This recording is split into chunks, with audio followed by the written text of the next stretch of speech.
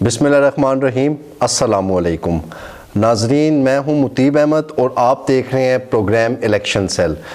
جیسا کہ ناظرین الیکشن کی گہما گہمی کچھ وقتاً فوقتاً بڑھتی جا رہی ہے، آلدو کہ کچھ اس طرح سے ایکٹیویٹیز نہیں ہیں جس طرح سے ہونی چاہیے، لیکن پھر بھی ایک ماحول بن رہا ہے۔ تو دیکھیں آنے والے وقت میں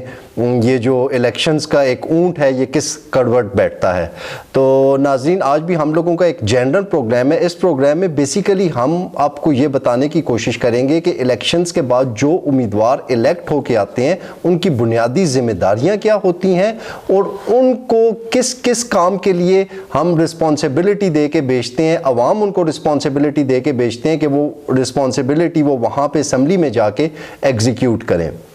تو ناظرین، آج میرے ساتھ قاری راشد صاحب موجود ہیں جو کہ کنزیومر رائٹس پروٹیکشن کے چیئرمین بھی ہیں، سابق ممبر ضلع کونسل بھی ہیں۔ تو سب سے پہلے تو میں ان کو پروگرام میں ویلکم کروں گا۔ تھینک یو سو مچ مطیب، بڑی مہربانی۔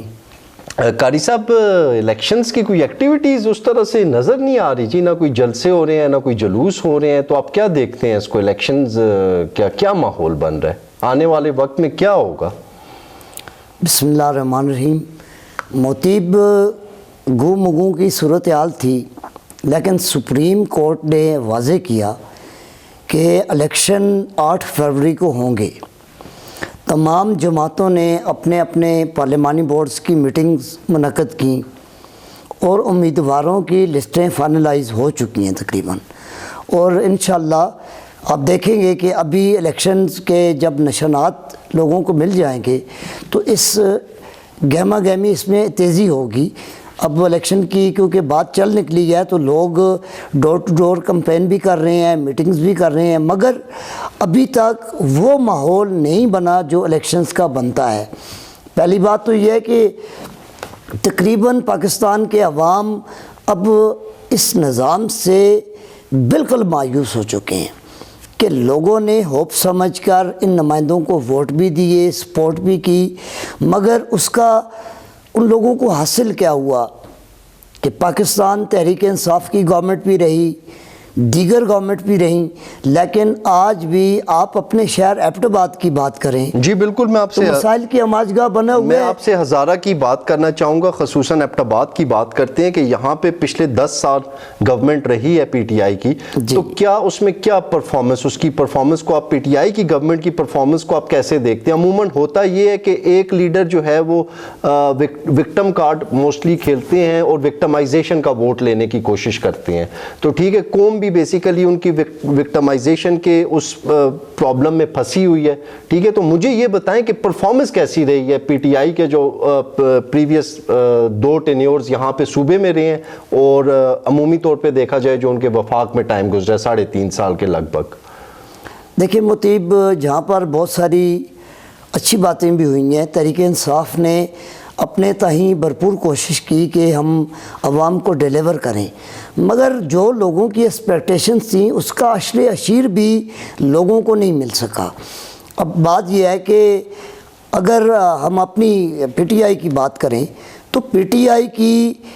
صوبہ کے پی کے میں جو گورنمنٹ تھی تسلسل کے ساتھ اس کو 2 ٹینور لوگوں نے دیے، عوام نے بھرپور 1/3 میجارٹی دی صوبے میں، اور پھر جب 18ویں ترمیم آئی اس کے بعد صوبے باختیار ہوئے، اور جب صوبوں کو اختیار ملا تو آپ دیکھیں کہ صوبوں کے اندر تعمیر اور ترقی،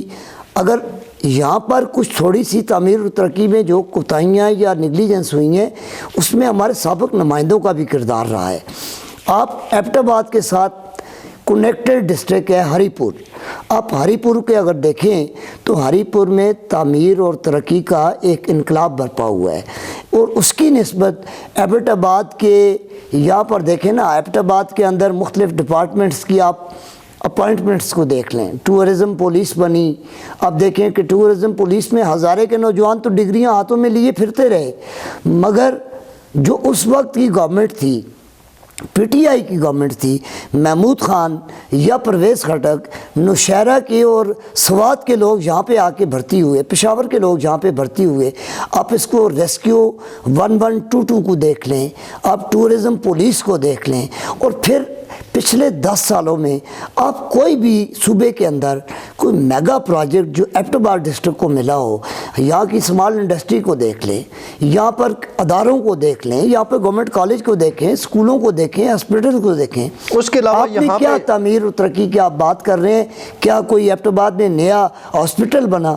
کیا کوئی گلیات کی سائٹ پہ یا کسی اور جگہ پہ کوئی ایسی ہاسپٹل بنی کہ ان لوگوں کو سہولیات میسر ہوتی؟ تو ہم تو لفظوں سے کھیل رہے ہیں، کبھی ہم ذات، قوم، قبیلوں کے نام پہ لوگوں کو تقسیم کرتے ہیں، کبھی پارٹیوں کے نام پہ تقسیم کرتے ہیں، اور کبھی دوستیوں، یاریوں اور رشتہ داریوں کے نام پہ۔ یہ سیاسی لوگ ہر بار عوام کو سبز باغ دکھاتے ہیں، یہ ہر بار عوام کو سوانے خواب دکھاتے ہیں۔ عوام کو اپنی اس ووٹ کی پرچی سے جب تک اپنے اہل نمائندوں کا انتخاب نہیں کریں گے، یہ مسائل جوں کے توں رہیں گے۔ بالکل ٹھیک ہے۔ ابھی آپ نے تعصب کی بات کی ہے، تو یہ جو تعصب کی بیسس پہ الیکشنز ہو رہے ہیں یا اس میں جو لوگ ووٹ ڈالتے ہیں، اس کا ملک کو کیا نقصان ہو رہا ہے؟ دیکھیں، پہلی بات تو یہ ہے کہ جب جماعتیں اپنے منشور اور جماعتوں کے اندر جب جمہوریت نہیں ہوتی تو پھر بڑے بڑے اسٹرانگ کینڈیڈیٹ، بڑے پیسے والے کینڈیڈیٹ وہ جماعتوں کے اندر آتے ہیں، وہ گیو اینڈ ٹیک کرتے ہیں۔ آپ دیکھیں کہ یہاں پر ہزارہ کے اندر بھی وہی ماروثی سیاست رہی ہے، باپ ہٹے گا تو بیٹا آئے گا، ٹھیک ہے۔ یہاں پر کیا کسی عام پبلک کے نمائندے کو، کسی کارکن کو یا کسی بھی جماعت نے کبھی اپنی کسی نظریاتی کارکن کو کبھی ٹکٹ دیا ہے؟ جماعتیں بھی بڑے بڑے سرمایہ داروں کی لونڈیاں بنی ہوئی ہیں۔ لیکن Tehreek Insaf P T I تو چینج کا ایک نعرہ لگا کے آئی تھی اور اس نے بولا تھا کہ ہم ایک ڈیفرنٹ پولیٹیکل ویژن لے کے آ رہے ہیں، تو آپ کیا سمجھتے ہیں کہ تحریک انصاف نے بھی اسی جو ہے روڈ میپ کو فالو کیا ہے جو کہ پہلے کیا جا رہا تھا؟ اس میں بھی سارا کچھ وہی، تحریک انصاف میں بھی وہی کچھ ہوتا رہا ہے جو وہ چینج کرنے کی بات کر رہی تھی؟ پاکستان کے اندر مطیب، آپ کا سب سے بڑا جو آپ کے پاس جو ٹیلنٹ ہے وہ یوتھ ہے۔ تحریک انصاف نے ایک سلوگن، ایک نعرہ دیا تھا کہ اپنے رہبر اپنے میں سے چنو، اور وہ جو رہبر اپنے میں سے چننے تھے، جب پارٹی کے پہلی بار پارٹی کا انٹرا پارٹی الیکشن ہوا، اب میں اس الیکشن کی بات نہیں کر رہا، میں ایک پہلے تھا جس میں لوگوں نے، پارٹی کے عہدیداروں نے اپنی ووٹ سے اپنے نمائندے منتخب کیے تھے، ٹھیک ہے جی، ہم اس کا حصہ رہے ہیں۔ میں یہاں پہ یہ بات کہوں گا مطیب صاحب کہ جب جماعتیں اپنے منشور سے ہٹ کے، جب جماعتیں ان لوگوں کے اعلی کار بن جاتی ہیں، انہی لوگوں کو پروموٹ کرتی ہیں، تو تعصب کا نقصان تو یہ ہوتا ہے نا کہ پاکستان کے اندر آپ جب لوگوں کو ذات، قوم، قبیلوں میں تقسیم کر کے ووٹیں لیں گے تو پھر پارٹیاں کدھر گئیں؟ کیا یہاں پر پارٹی میں نے دیکھا ہے کہ بڑے بڑے نظریاتی لوگ جو اپنے آپ کو پارٹی کی نظریات سے وابستہ کہتے ہیں، لیکن وہ بھی ذات، قوم، قبیلوں کے تعصب میں اس طرح بہہ جاتے ہیں کہ ان کو اپنے نظریات بھول جاتے ہیں، اپنی پارٹیاں بھول جاتی ہیں، اور وہ صرف اور صرف قوم، قبیلے اور ذات، برادری کے نام پہ، جنبوں کے نام پہ جب ووٹیں دیتے ہیں، جو لوگ منشور کے بجائے، کردار کے بجائے، امیدوار کی اہلیت اور اس کی صلاحیت کے بجائے اس کی ذات، قوم، قبیلوں پہ ووٹ دیں گے تو پھر اس کا تعصب پھیلے گا، اور پھر اس سے یہ ہوگا کہ قوم کی جو اجتماعی سوچ ہے وہ ڈائیورٹ ہو جائے گی۔ بالکل ٹھیک ہے۔ اس کے علاوہ قاری صاحب، یہاں سے ایبٹ آباد سے تو ہمیں نمائندگی بھی ملی ہے، بڑی کریٹیکل پوزیشنز پہ ہمارے ایم پی ایز اور ایم این ایز رہ چکے ہیں، تو اس کے باوجود یہاں پہ کوئی خاطر خواہ پرفارمنس نہیں ہو سکی، اس کی کیا وجہ ہے؟ دیکھیں مطیب، ہمارے پچھلے ٹرنور میں آپ دیکھیں تو ہمارے ایک بندے کو چھوڑ کے ضلع میں ساری سیٹیں پی ٹی آئی جیتی تھی۔ پی ٹی آئی کی ڈسٹرکٹ گورنمنٹ بھی بنی، پی ٹی آئی کی اب بھی تحصیل میئرشپ پی ٹی آئی کے پاس ہے، پی ٹی آئی کے سابق ایم این اے بھی رہے ہیں، ایم پی ایز بھی رہے ہیں، اور پھر سب سے بڑی بات یہ ہے کہ ایبٹ آباد کو وزیر اعلیٰ کے بعد دوسرا سب سے بڑا جو پارلیمانی سیاست کے اندر جو عہدہ ہوتا ہے، اسپیکر کا عہدہ دیا گیا۔ مگر کیا ہمارے نمائندے، جس وقت نمائندگی کا ٹائم تھا، تو کیا ان لوگوں نے اپنی قوم کی نمائندگی کی؟ مطیب صاحب سوال پھر میں یہاں پہ یہ کروں گا کہ کیا ہمارا ہزارہ جو ہے، ہزارہ ڈویژن کے اندر بالخصوص ڈسٹرکٹ ایبٹ آباد، یہاں کی لٹریسی ریٹ کو دیکھیں، یہاں کے بچوں کی اور بچیوں کے ایجوکیشن کو دیکھیں، ان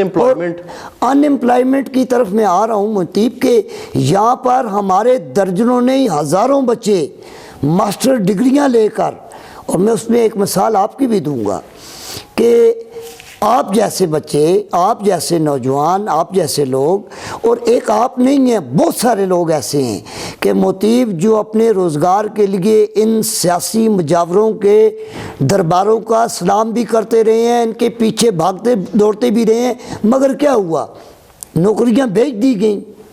کیا ہوا؟ میرٹ کے بجائے پسند اور ناپسند مامے چاچے کے بچے بھرتے ہوئے، اور جو ٹیلنٹ تھا، جو میرٹ تھا، کیا اس میرٹ کو ہم لوگوں نے نہیں وائلیٹ کیا؟ اب جب ایک سیاسی رشوت کے طور پر کلاس 4 کی نوکری آپ ایم پی ایز کو کوٹے میں دیتے ہیں، تو اس سے بڑی مالی کرپشن یا بددیانتی کیا ہوگی کہ آپ ایک غریب آدمی کے استحصال کرنے کے لیے اس کا میرٹ کوئی نہیں ہے، اس کی یونین کونسل کے اندر ہونا کوئی حیثیت نہیں رکھتا، ایک ایم پی اے کا وہ پروردہ ہے، ایم پی اے کا کوٹا ہے، اور اس ایم پی اے کو یہ الاؤڈ ہے کہ وہ اندھے کو رکھے، لولے کو رکھے، لنگڑے کو رکھے، وہ جس کو چاہے اپوائنٹ کرے۔ تو کیا یہ میرٹ کا قتل عام نہیں ہے کہ آپ ایک کلاس 4 کی نوکری، ایک چپڑاسی کی، چوکیدار کی، مالی کی یا کک کی، یہ نوکریاں آپ ایم پی اے کو سیاسی رشوت کے طور پر دیں؟ بالکل۔ اور ہمارے ہاں یہ کیا ہوا ہے؟ یہ سب کچھ ہوا ہے۔ اب بھی گورنمنٹ کے اندر آپ دیکھیں، پرویز خٹک کے ٹائم پہ یہ قانون بنا کہ M P As M N As کو یہ کوٹا دیا جائے جی۔ بالکل ٹھیک تو ہے۔ عمران خان صاحب تو کہہ رہے تھے کہ ان M N As M P As کا کیا کام ہے؟ یہ پارلیمانی سیاست کریں، یہ قانون سازی کریں، عوام کو فیسیلیٹیٹ کروائیں، عوام کے مسائل کے اوپر یہ اپنی نظر رکھیں، اور اداروں سے کام کروانا عوامی نمائندوں کا کام ہوتا ہے۔ آپ ایبٹ آباد میں دیکھیں، آپ کو گورننس نام کی چیز ہم چیختے رہے ہیں، ہم درجنوں پروگراموں میں ریکارڈ پہ ہیں، ہم گورنمنٹ کے اندر بیٹھ کے بھی انہی چیزوں پہ سوال اٹھاتے رہے ہیں کہ ویئر از یور گورننس؟ جو گڈ گورننس ہے، گڈ تو نظر نہیں آئی، مگر گورننس بھی نظر نہیں آئی۔ کسی کو لوگ ان کو یہ کہیں گے۔ اب پھر دیکھیں نا، جو بڑے بڑے سیاسی لیڈر اب دوبارہ اپنے آپ کو نمائندے کے طور پر پیش کر رہے ہیں، لوگ قوم ان سے پوچھے کہ آپ نے اس سے پہلے کیا کیا، آپ نے ڈلیور کیا کیا، آپ کا کون سا کارنامہ ہے کہ آپ میڈیا پہ بیٹھ کے بتائیں کہ آپ نے یہ کام کیا، ہزارے کے نوجوانوں کے روزگار کے لیے آپ نے یہ میگا پروجیکٹ لایا ہے۔ میں اس میں ایک بات مطیب ضرور ایڈ کروں گا کہ ہزارہ الیکٹرک کمپنی جو سپلائی کمپنی کا قیام عمل میں آیا، یہ مسلم لیگ کی شہباز شریف کی گورنمنٹ میں، یہ ایک ہزارے کو ایک بہت بڑا تحفہ ملا ہے۔ یہاں پر ہمارے کم از کم 10-15 ہزار لوگوں کو روزگار میسر آئے گا، بجلی کے بل ہم دیں